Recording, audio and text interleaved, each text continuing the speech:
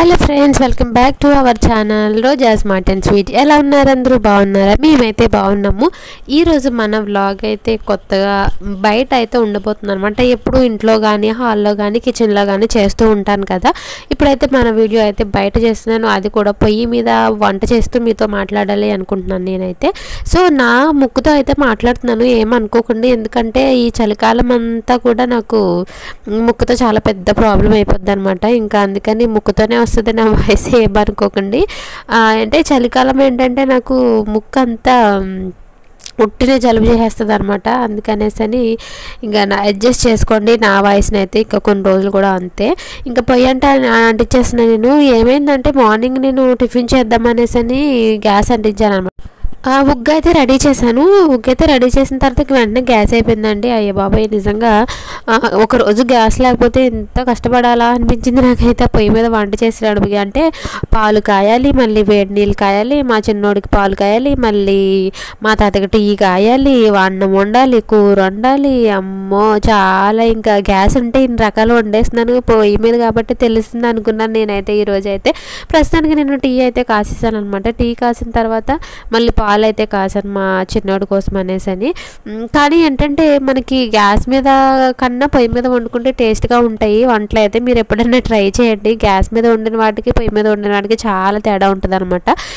So ఇంకొక విషయం ఏంటంటే, నేను ఒక విషయం చెప్పాలనుకుంటున్నాను. అది ఏంటంటే, రీసెంట్గా పెట్టిన వీడియోలో నాకు జాబ్ వచ్చింది, మళ్ళీ పెళ్ళి ఎప్పుడు ఎక్కడ ఎవరితో అనేసి ఒక వీడియో అయితే చేశాను నేను.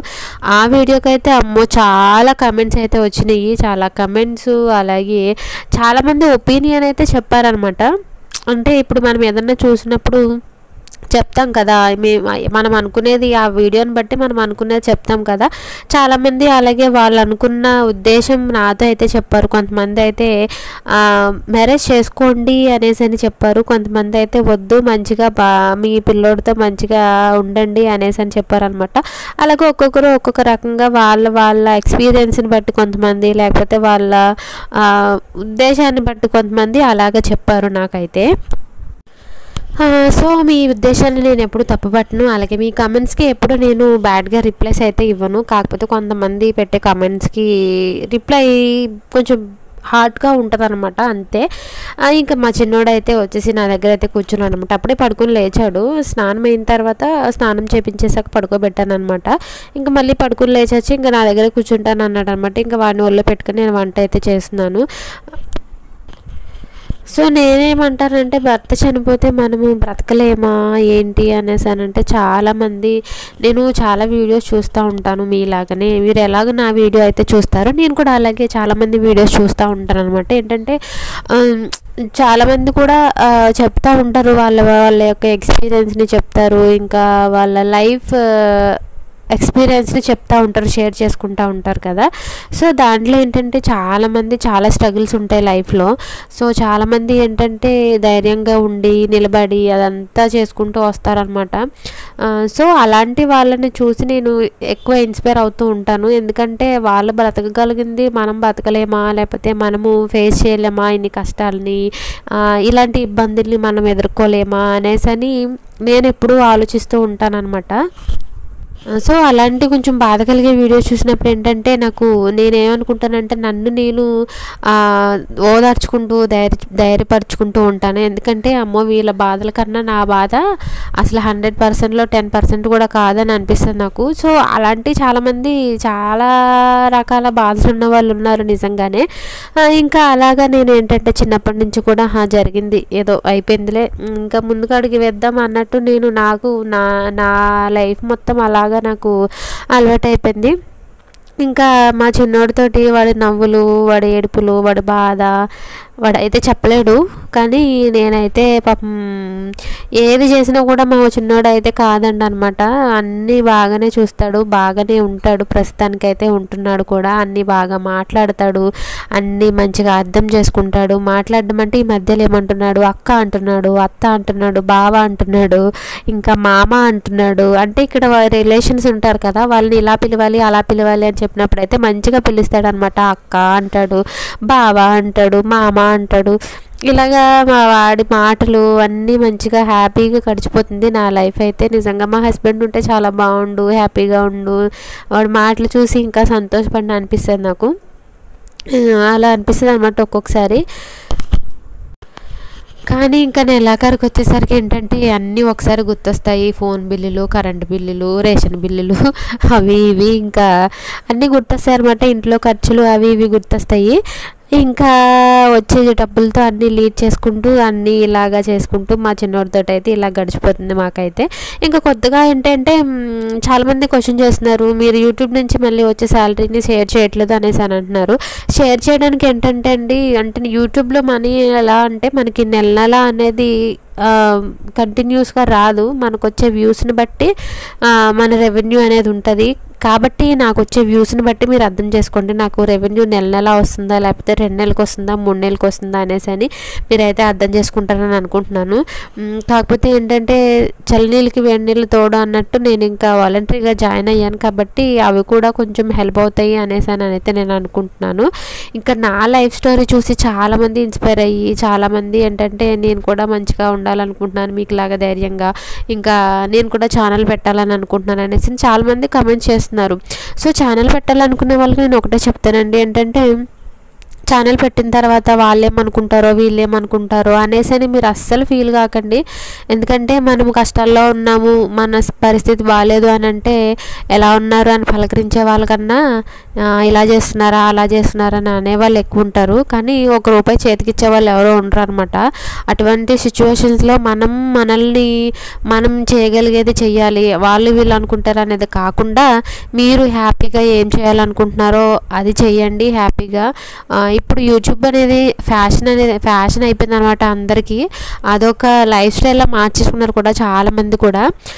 పాత వాళ్ళు ఏంటి కొత్త వాళ్ళు ఏంటి, ఇప్పుడు సెలబ్రిటీస్ కన్నా నార్మల్ విలేజ్ పీపుల్స్ ఎక్కువైపోయారు అనమాట వీడియోస్ చేసేవాళ్ళు, అలాగే యూట్యూబ్ ఛానల్ చేసేవాళ్ళు. ఎందుకంటే మనం నచ్చింది మనం చేసుకుంటూ వెళ్తాము. యూట్యూబ్ అనేది మనకు డబ్బులు ఇస్తుంది అంతే కదా, మనం ఎవరిని ఇబ్బంది పెట్టట్లేదు, ఎవరిని ఇది చేయట్లేదు. కాబట్టి మన వీడియోస్ మనం చేసుకుంటూ ఉంటే మంచిగా డబ్బులు అయితే సంపాదించుకోండి. నిజంగా చాలామంది కమెంట్స్ చేస్తారు, నా వీడియోస్లో మీరు చూస్తూ ఉంటారో లేదో తెలియదు కానీ కమెంట్స్ అనేవి ఒక్కొక్క కమెంట్ చూసినప్పుడు అయితే నాకు చాలా బాధ అనిపిస్తుంది అనమాట. ఎందుకంటే వాళ్ళ హస్బెండ్కి బాగాలేదు, కొంచెం హెల్త్ ప్రాబ్లం ఉండి తనే కష్టపడి అన్నీ చేసుకుంటూ ఒక సిస్టర్ అయితే ఫ్యామిలీలో లీక్ చేసుకుంటుంది అనమాట. సో తనకి ఏంటంటే ఇలాగా ఛానల్ పెట్టాలి అనేసి ఆలోచన వచ్చినప్పుడు నేనైతే ఏం చెప్పానంటే నిజంగా ఖచ్చితంగా పెట్టండి అనేసనే చెప్పాను. ఎందుకంటే మన ప్రాబ్లమ్స్ అనేది వచ్చి ఎవరు మన దగ్గరకు వచ్చి తీర్చలేరు, ఆర్చలేరు. కాబట్టి మన ప్రాబ్లమ్స్ని మనమే సాల్వ్ చేసుకోవాలి. కాబట్టి అలా పెట్టుకోమని అయితే నేనైతే చెప్పాను అనమాట. మరి మీరేమంటారో నాకు కమెంట్స్ అయితే చెయ్యండి, నేను ఇచ్చిన ఆలోచన మంచిదా కాదా అనేసి. ఈరోజు ఏంటో నేను చాలా మాట్లాడేస్తున్నాను నిజంగా.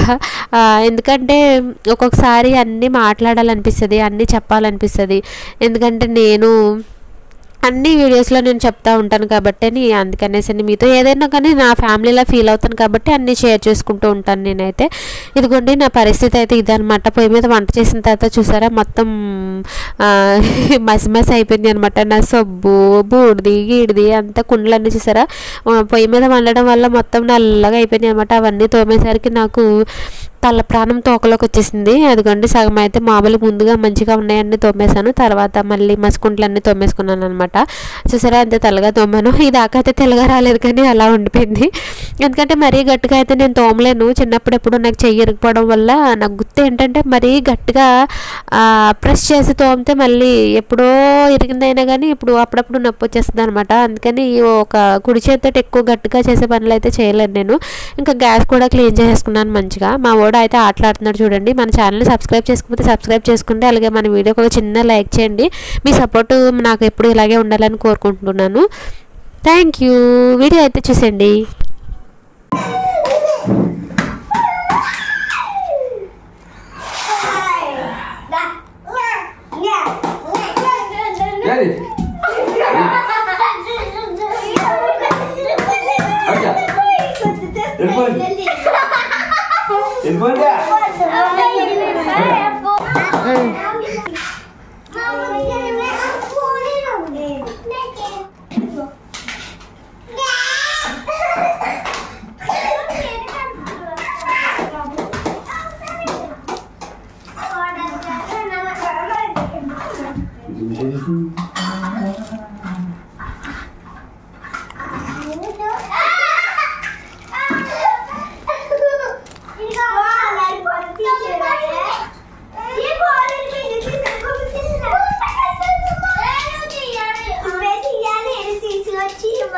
ఏం చేస్తున్నారు?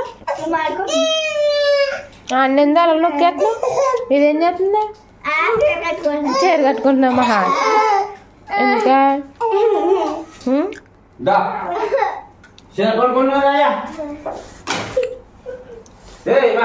ఇంకా పడి